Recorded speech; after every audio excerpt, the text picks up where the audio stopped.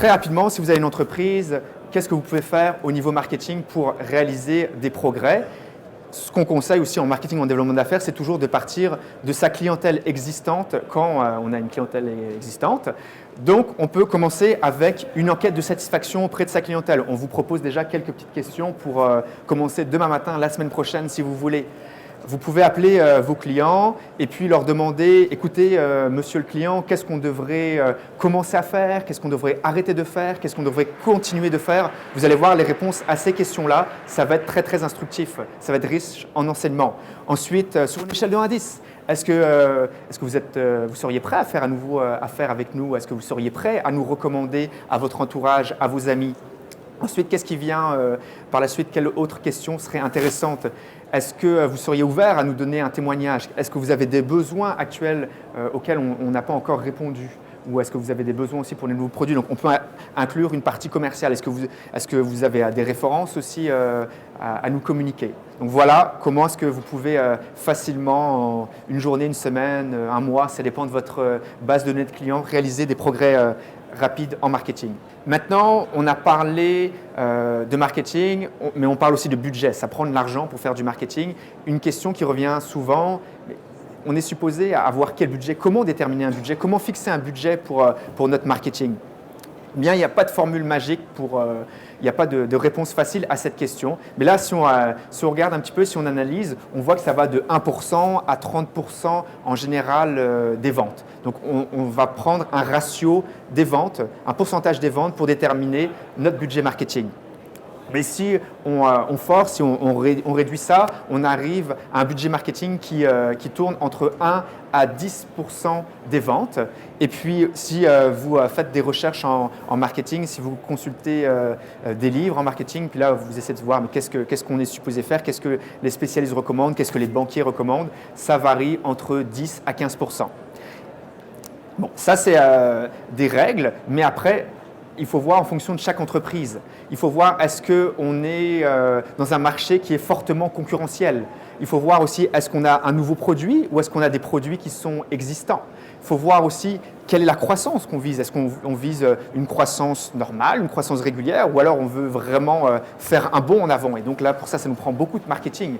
Donc, ça dépend aussi de notre volume des ventes. Par exemple, Walmart, ils ont un volume des ventes immense. Donc là, eux, je pense que c'est juste 0,4% de leurs ventes qu'ils vont investir en marketing. D'accord? Donc ça, c'était comment fixer un budget en marketing. Maintenant, comment augmenter nos ventes? Le but du marketing à la toute fin, c'est d'augmenter nos ventes. Il y a 3 piliers, 3 axes fondamentaux, si vous voulez. Le premier, celui qui nous vient très très rapidement en tête, c'est évident, c'est d'avoir plus de clients. Si j'ai plus de clients, je vais avoir plus de ventes. Une entreprise qui a 100 clients par exemple, qui passe à 110 clients, eh bien, va augmenter ses ventes, toutes choses étant égales par ailleurs. Là, on parle pour l'exemple d'un taux de croissance de 10%. Mais voilà, ça ne s'arrête pas là. Ensuite, il faut penser à une entreprise qui va avoir plus de commandes par an, par client. Admettons, si on a une entreprise qui a 10 commandes par an, par client, si l'année suivante, année N+1, elle passe à 11 commandes par an, par client, et bien là encore, son chiffre d'affaires va augmenter. Vous me suivez? Le dernier point à considérer, c'est la commande moyenne. Si votre commande moyenne est de 1 000 $ et que vous passez à une commande moyenne de 1 100 $, votre chiffre d'affaires va augmenter aussi, c'est automatique. Alors la beauté de combiner ces 3 approches-là, c'est que ça ne va pas être 10% plus 10% plus 10% égale 30%. Non, il y a une relation et vous allez arriver à plus de 33% de croissance de vos ventes. Donc 3 piliers pour augmenter vos ventes, il faut le garder en tête et puis voir qu'est-ce que vous pouvez faire dans chacune de ces voies-là pour augmenter votre chiffre d'affaires. Après, ça prend des idées. Donc là, je vous explique ce qu'est le mindstorming. Moi, je l'utilise beaucoup. Ça m'a aidé à devenir une personne plus créative, je pense. Alors, vous connaissez le brainstorming. Le brainstorming, on se met à plusieurs autour d'une table et là, on lance des idées, des bonnes idées, des mauvaises idées. On ne critique pas les idées des autres. Le but, c'est d'avoir le plus d'idées possible et ensuite, on aura un filtre. On va trier nos idées puis on va voir quelles idées on retient puis lesquelles on va souhaiter mettre en avant. Donc, comment ça marche le mindstorming? Vous avez une problématique, vous avez un défi, vous avez un problème, vous l'écrivez clairement. Quelles sont les 20 idées que je peux lister pour tel problème? Et là, vous vous forcez, vous passez du temps, vous passez une demi-heure, peu importe, vous avez une feuille blanche et vous notez idée 1, idée 2, idée 3. Donc un exemple. Quelles sont les 20 idées que je peux lister pour augmenter ma base d'abonnés à mon infolettre? Quelles sont les 20 idées que je peux lister pour avoir plus de clients?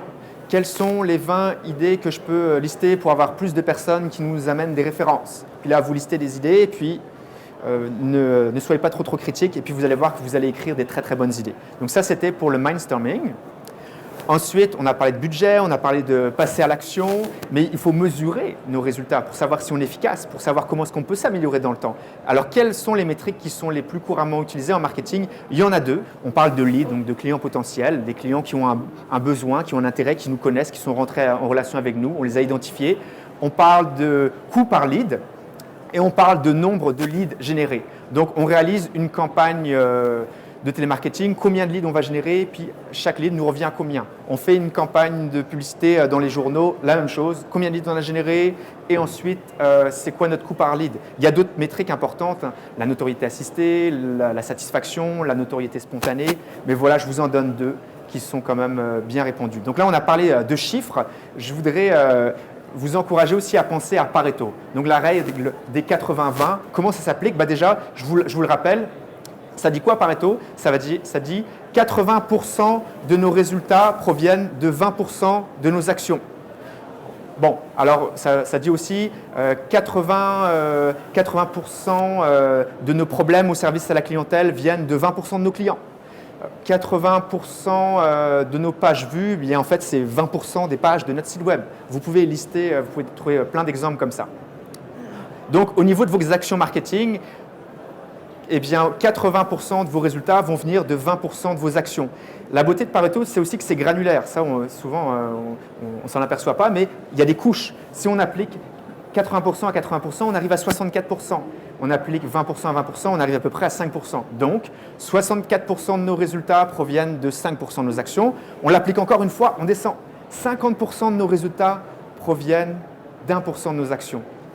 On peut se dire non, j'ai du mal à y croire, mais oui, c'est vrai. Quand on creuse, quand on va vraiment dans le fond des choses, on peut faire une chose dans l'année et cette chose-là va nous générer beaucoup de résultats. On continue avec maintenant la tendance en marketing. La tendance en marketing, c'est le contenu marketing. Je faisais des recherches là-dessus. 25% du budget marketing au niveau global des firmes aux États-Unis est consacré au contenu marketing. On en a parlé tout à l'heure, donc créer du contenu marketing original, intéressant. Eh bien, on a 62% des compagnies qui vont sous-traiter cette activité. Pourquoi? Parce que ça prend beaucoup de temps, c'est difficile quand on est occupé avec des salons, les suivis des salons, la mise à jour du site web, les réunions avec le représentant, avec les chefs de produits, de prendre du temps dans la semaine pour développer des articles d'infolettre, des billets de blog, etc. Un autre point important, 61% des clients apprécient particulièrement le contenu marketing et vont être plus enclins à travailler avec des firmes qui proposent du contenu marketing original, intéressant, attractif. Donc ça, c'était pour la tendance en marketing que je souhaitais vous apporter aujourd'hui. Maintenant, on parlait de règles pour réussir en marketing. Les 10 clés du succès en marketing. Donc les 10 clés du succès en marketing, c'est un livre, là je vous montre la page couverture. Eh bien, les 10 clés du succès en marketing, maintenant, c'est quoi? Donc la première, c'est la substance. On va parler de structure, de stratégie, de système, de suivi, de sens, de style. On va parler aussi de spécialistes, de symbiose et à la fin de sueur. Donc je comprends pour vous, c'est des notions qui sont encore abstraites. Il faudrait lire le livre pour en prendre connaissance. Je vais vous expliquer juste la première parce qu'on n'a pas assez de temps. La substance. La substance, imaginez un axe entre inintéressant et aussi irrésistible. Et là, votre offre, vous la positionnez quelque part sur cet axe-là. Et votre objectif, c'est de rendre votre offre la plus irrésistible possible, si vous voulez. D'accord? Donc, on parle d'offres irrésistibles. Donc, on met en pratique chez Interforce ce qu'on recommande aux clients.